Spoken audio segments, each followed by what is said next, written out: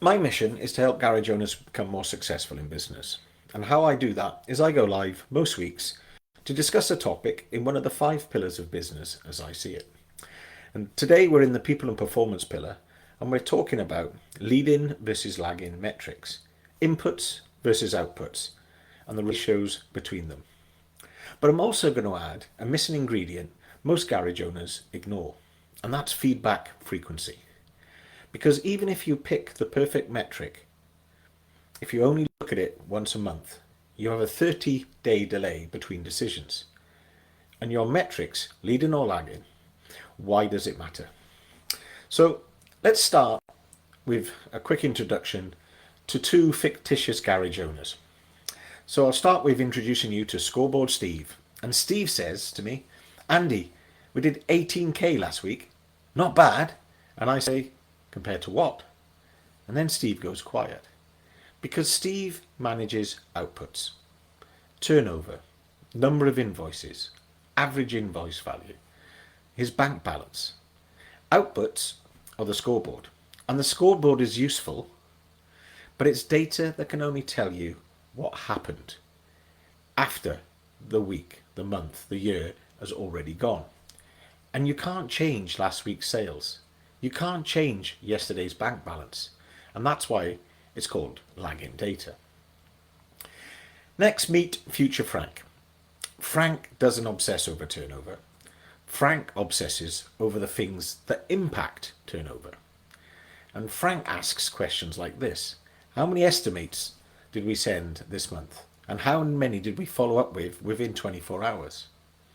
How many authorization requests were sent? How many customers did we actually contact?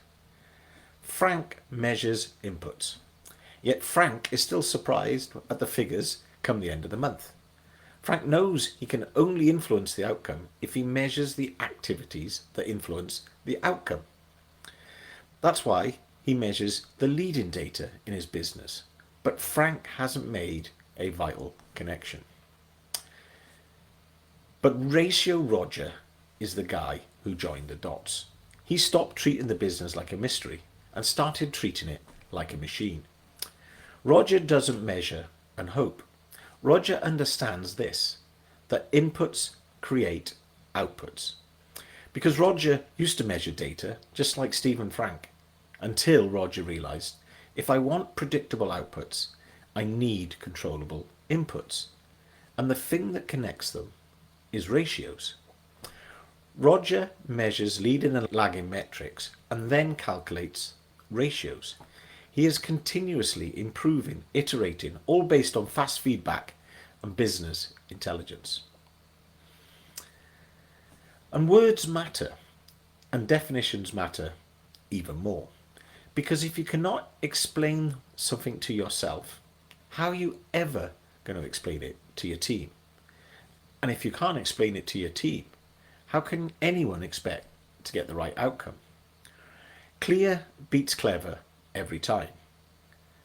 So are you clear about what you are measuring? But more importantly, why you are measuring it? For example, your garage management system is providing you with data. But is it measuring lead-in or lag-in data?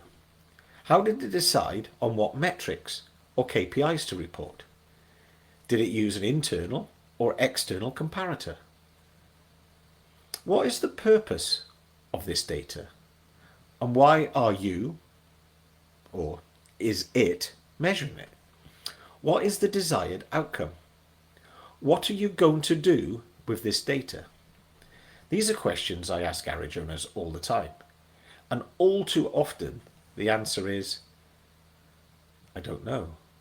Or, I don't do anything with the data. All too often, the answer is actually, we do nothing with this data. Sometimes, the reason is because they don't know why they're measuring it. Another thing is they don't know what they are actually measuring because they don't know the definitions of these things. So let's quickly go over some key definitions here so we understand what it is we're talking about. Otherwise, the rest of this podcast is absolutely pointless. Let's start with what is an input. An input is an action you control.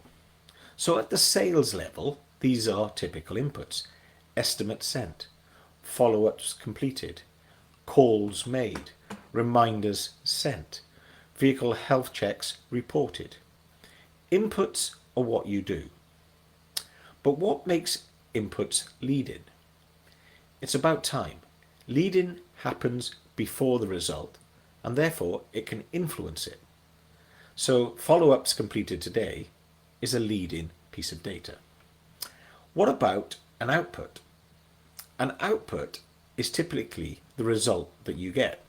So at the sales level, typical outputs are number of jobs booked, number of hours sold, weekly sales, turnover last week, the amount of cash in the bank. Outputs are what you get. What makes output lagging? Well, once again, it's about time. Lagging happens after the result, so it confirms it. Turnover last week is lagging data. But what is a metric? Because data on its own is not a metric. Data is just a raw number. To become a metric, it has to have a comparator. So a metric is data plus a comparator. Because 12 quotes means nothing until you compare it with last week, the same week last year, some sort of target, a key result, or an objective. The comparator is what turns data into a metric. So all metrics are data, but not all data are metrics. What about a KPI? What is a KPI? If you don't know what it stands for Key Performance Indicator. But even that doesn't help much. You might as well just call it a KPI if you don't know what it is. And a KPI, a Key Performance Indicator, is simply a metric where the comparator is a key result or your objective. It is time-bound. What makes it a key result? Well, simply, it's something that you believe is important in your business. That's all. It's something that you want to measure because you think it will have a significant impact. And for it to become an objective, you've set yourself a time for which to achieve something. That's the difference between a key result and objective, in my opinion. So for the purpose of this podcast, they're the definitions. So if you're unsure of any of these, you can go back to this bit, listen to it again, and make sure that you understand. Because if you don't, everything else is pointless. So let me give you a real world example of how all of this comes together, one that we can probably all understand ourselves. If I said to you, I weighed 95 kilograms, that's data. Good, bad, indifferent, who knows? But if now I add a comparator, my ideal weight is 85 kilograms. This is my ideal weight. This is my key result based on previous experience. That makes it an internal comparator. If I was to use data from the NHS website, which suggests I should weigh 70 kilograms, that would be an external comparator and also require me to remove several limbs in order to achieve it. So we'll stick with my internal comparator, 85 kilograms. That has made the data a metric, but it's also a KPI because it's measured against a key result, my key result. 85 kilograms is my key result. But if I set myself a goal of weighing 85 kilograms by the end of 2025, it's now an objective because I've made it time bound. I'm currently 2 kilograms and 3 months off target. But here's the point, and this is the point that I want you to get. You don't lose weight by staring at the scales. You need to take action. You must change the inputs. You need to change either the number of steps, the calorific intake, the time spent training in the right zones, or all of those inputs, because they are the leading metrics. The weight, what I weigh, is the lagging metric. And this is where garages really get it wrong. Most garage owners run their business by weighing it once a month with some sort of financial scoreboard and wondering then why nothing ever changes. Measuring gross profit each month, because your garage management system does this for you, does not tell you anything apart from your gross profit last month. And it's already too late to change that.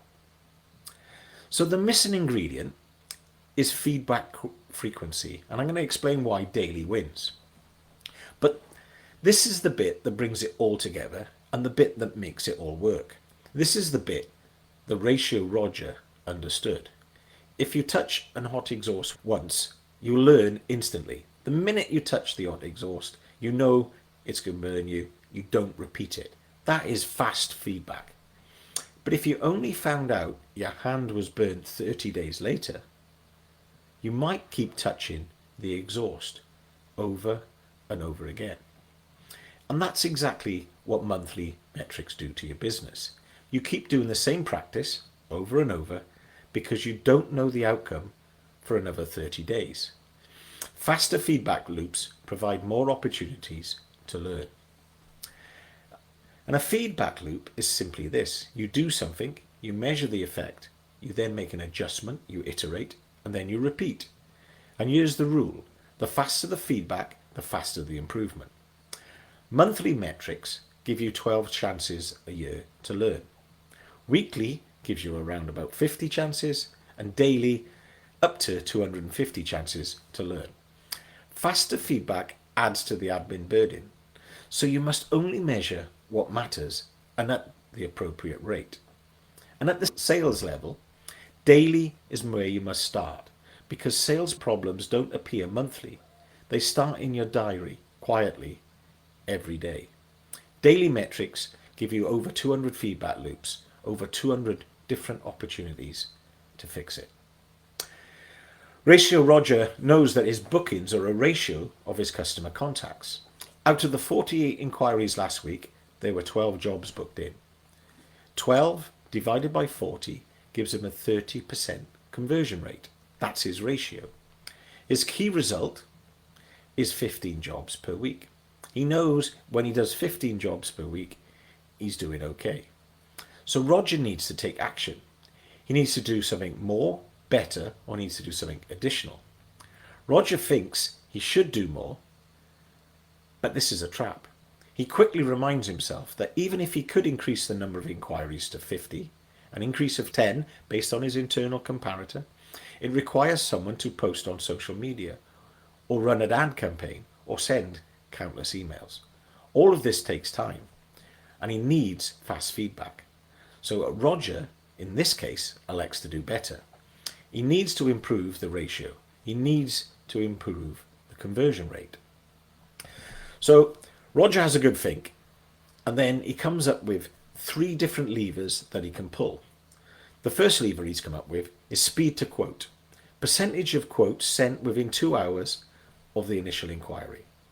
The comparator, the key result, is internal. So Roger thinks that all inquiries should be answered quicker than he is currently. Currently, he's doing it in about 24 hours. He gets back to everyone the next day. He's read somewhere that someone has worked out that if you get back to someone within 30 seconds, within 1 minute of them inquiring, the conversion rate goes up by 4 times.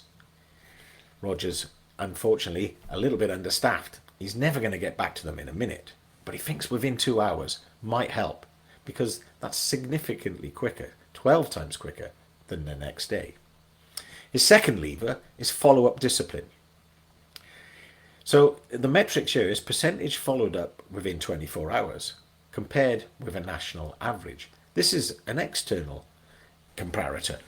Now, he's read that the national average for garages, and who wants to be average, is following up within 24 hours, which is what he used to do. And he's going to look at the number of quotes that he's done within 2 hours, and then an additional follow-up within 24 hours. That's what Roger wants to do.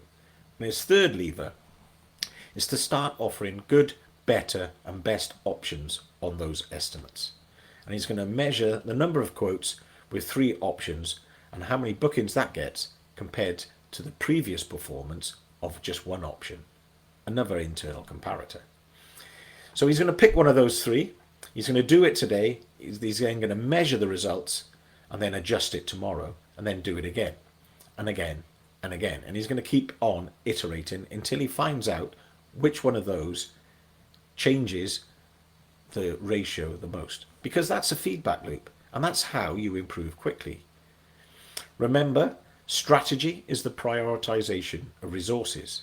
You have limitless options but limited resources, so choose carefully, measure wisely, and iterate quickly. So the atomic action for this week, starting tomorrow or maybe even Monday, at 5 p.m. every day, add this task to your daily tasks and write down your leading input data for your most important key result, your KPI, and that's it. Every day, 5 p.m, write down that piece of data or record it on your computer. Then a week later, so either next Wednesday or next Friday, measure the output and calculate your ratio. Because you know that for the input data, you must know the output, your key result. So once you know that, divide it and get your ratio. And then ask yourself one question. This is your strategic moment, the chance to prioritize your resources. What one lever are we pulling next week in order to improve that ratio? Because when you measure inputs and you shorten feedback loops and you start iterating, you start managing, which means you can master your business. Remember, if you should, you must. And what's stopping you is probably starting. So start either tomorrow or next week. Record your leading input data for your most important key result and then measure the ratio and then find out what you're going to do to improve it. Thanks for listening. Hope that helps. See you next time.